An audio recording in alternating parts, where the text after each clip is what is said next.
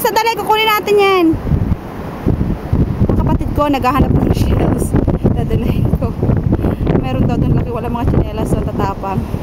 Sakit kaya sa paa. Look this. Look at that.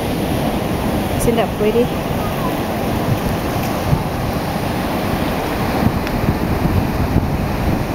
Oh, laki ng alon. Oh!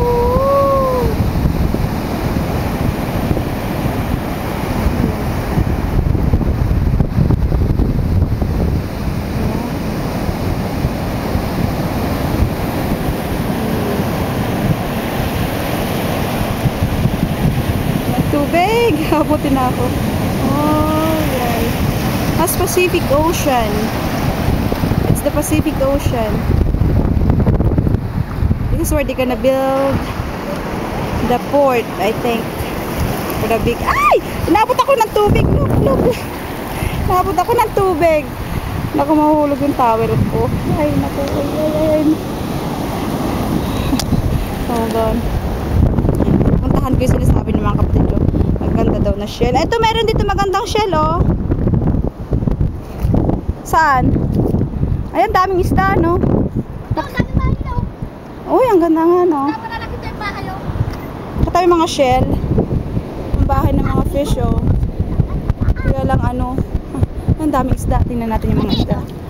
Ayun, pangit naman yan, eh. Ayun, makikita yung mga bahay ng mga isda. Ito, may mga isda rin, oh.